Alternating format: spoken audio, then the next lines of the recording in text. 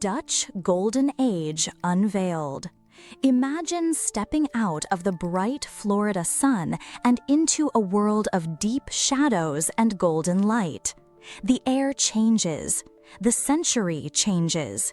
You are no longer in the 21st century, but in the heart of the 17th century Dutch Republic, a time and place crackling with energy, ambition, and a revolutionary new way of seeing the world.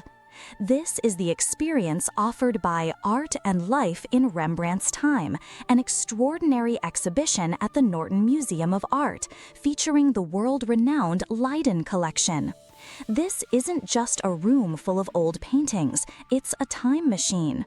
The canvases that line these walls are windows into the soul of an age, and today we're going to climb through them. The Leiden Collection itself is a modern marvel.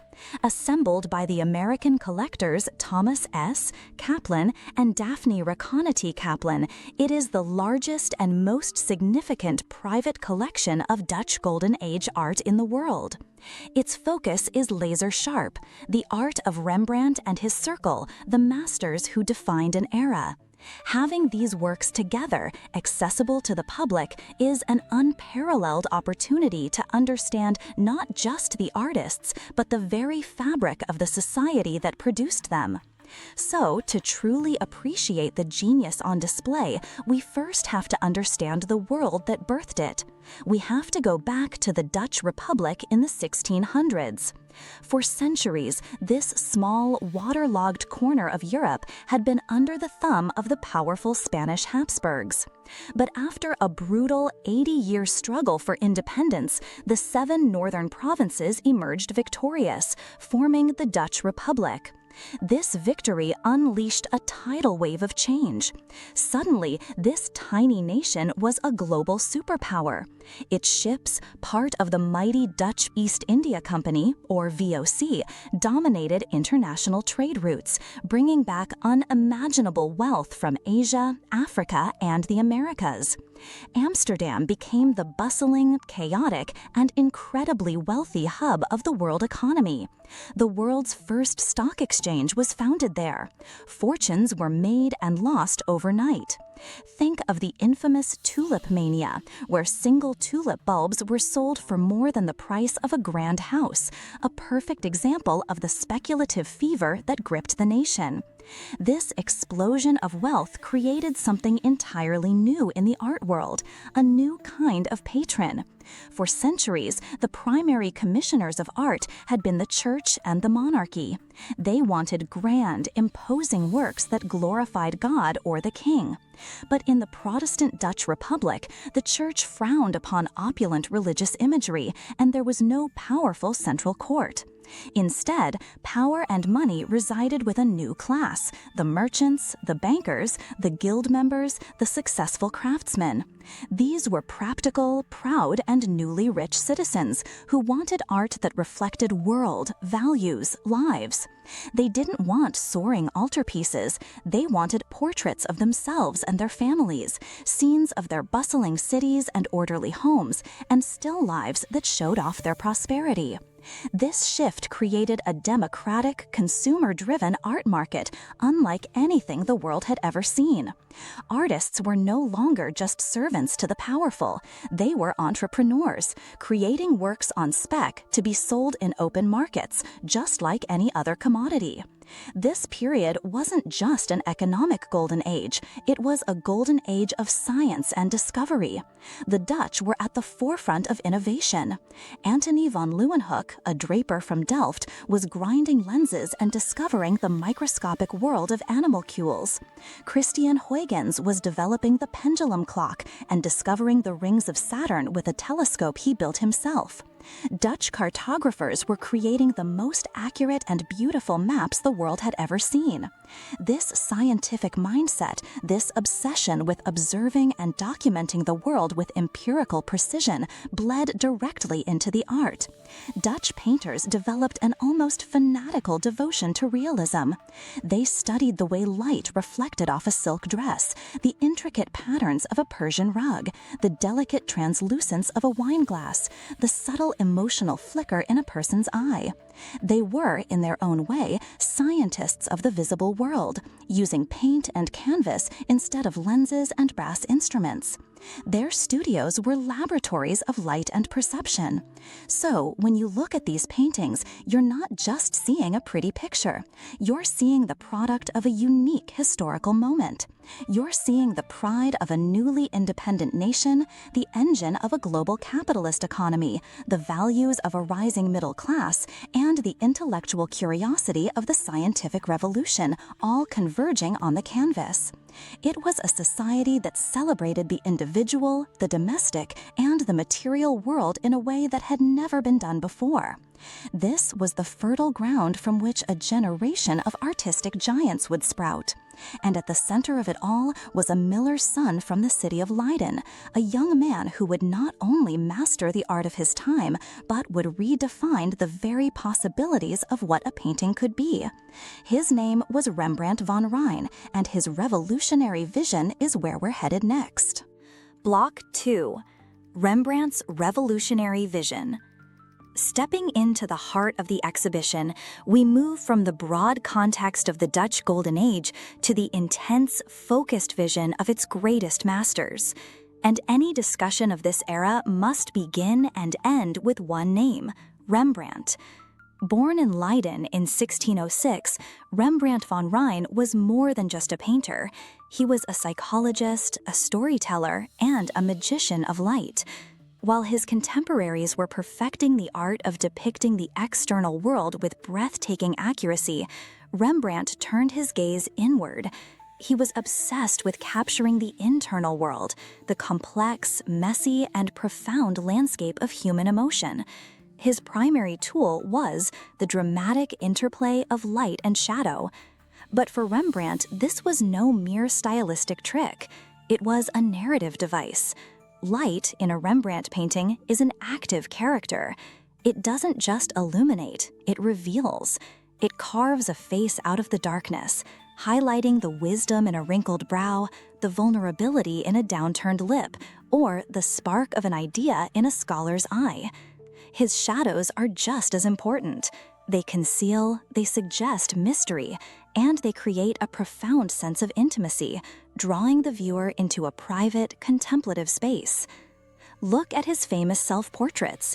He painted himself relentlessly throughout his life, not out of vanity, but out of a deep, unflinching curiosity about the human condition. He documented the passage of time on his own face, from the confident ambition of his youth to the weary resignation of his old age.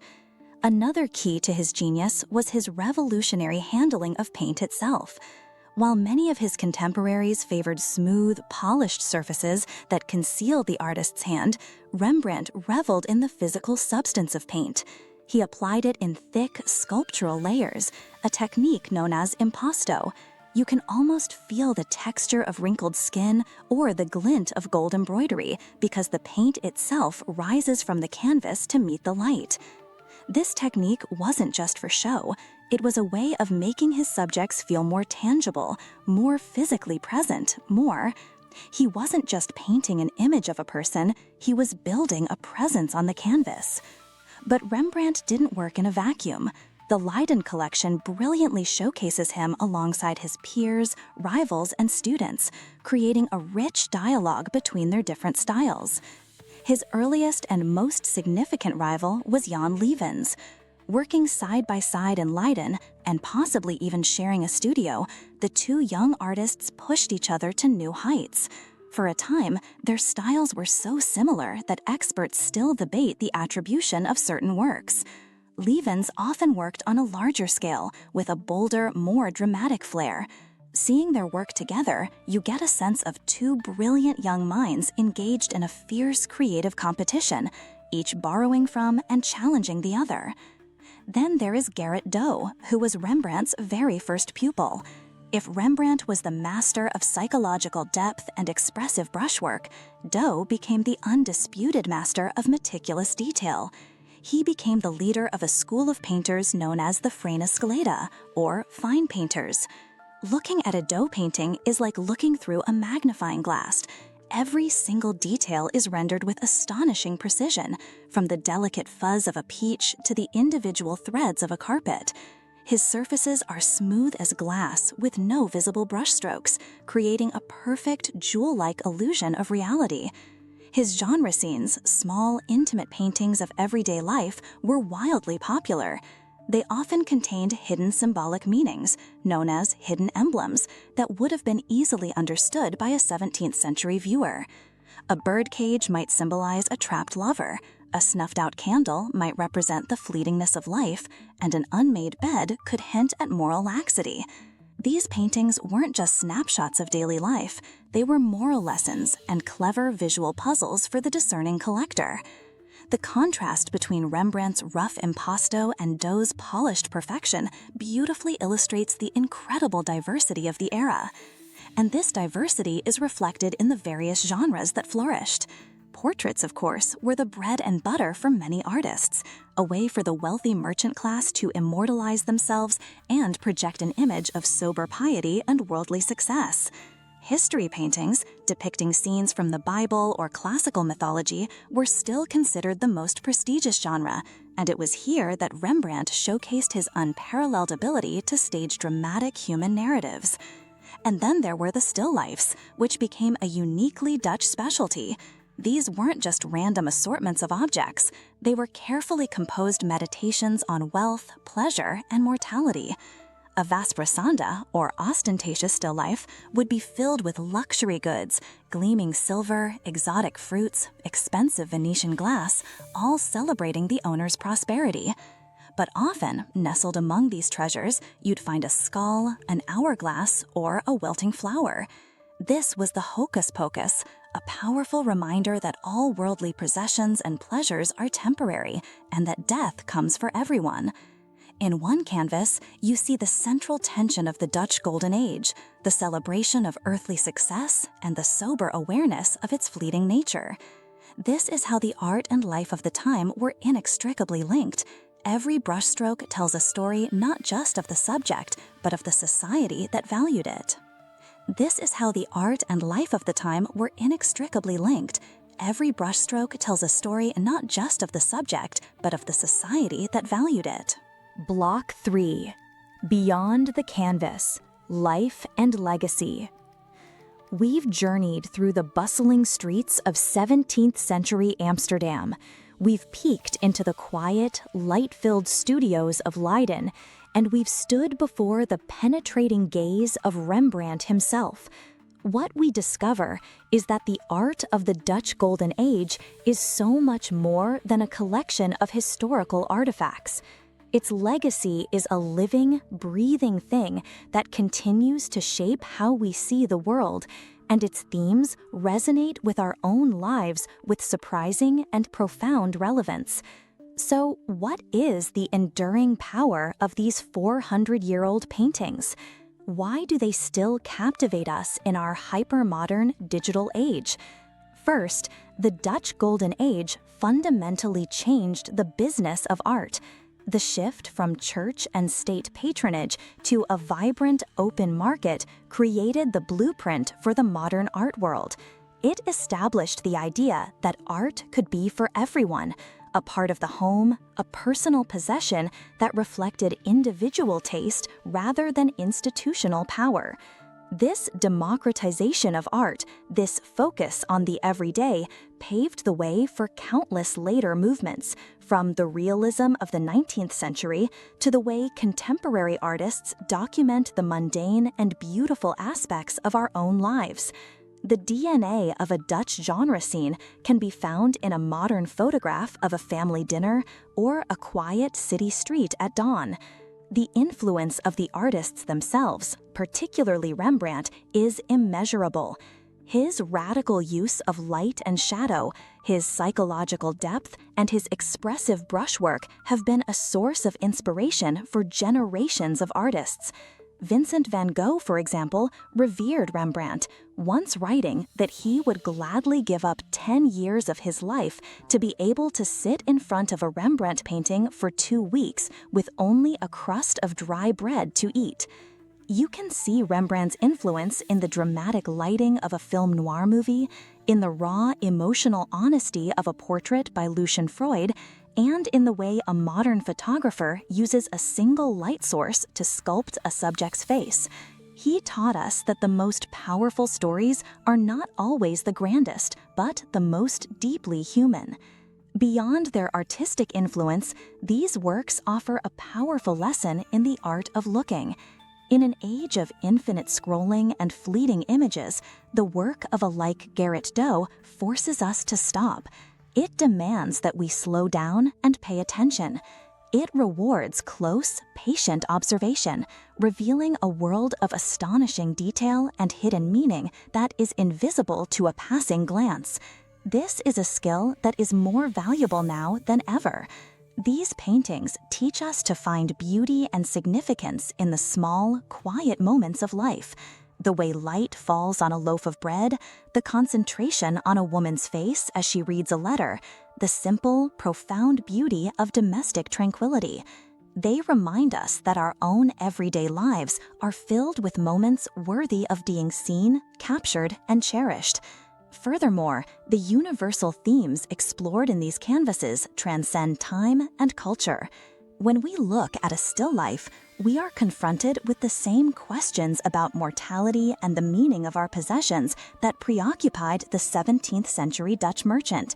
We live in a consumer culture of unprecedented scale, and these paintings serve as a powerful 400-year-old memento mori, asking us, what truly has value? What endures? When we look into the eyes of one of Rembrandt's portraits, we see not a historical figure, but a fellow human being. We see ambition, doubt, love, grief, and resilience. He collapses the centuries that separate us, creating a moment of direct, empathetic connection. This is the ultimate magic of this art. It is a bridge to our shared humanity. That is why an exhibition like this is so important. You can look at 1,000 high-resolution images online, but nothing can replace the experience of standing in the physical presence of the work itself. To see the true scale of the canvas, to witness the way the light plays across the textured surface of Rembrandt's impasto, to feel the quiet, contemplative atmosphere the artist intended, that is an experience that cannot be replicated. It's a conversation with the past. So I urge you to visit the Norton Museum and experience art and life in Rembrandt's time for yourself. Stand before these masterpieces and let them speak to you. See what stories they tell and how they reflect your own life. What aspects of this incredible era intrigue you the most? Is it the revolutionary art market, the scientific curiosity, or the deep psychological insights of Rembrandt? Let me know in the comments below. And if you've enjoyed this journey into the Dutch Golden Age, please give this video a like and subscribe for more deep dives into the world of art and history.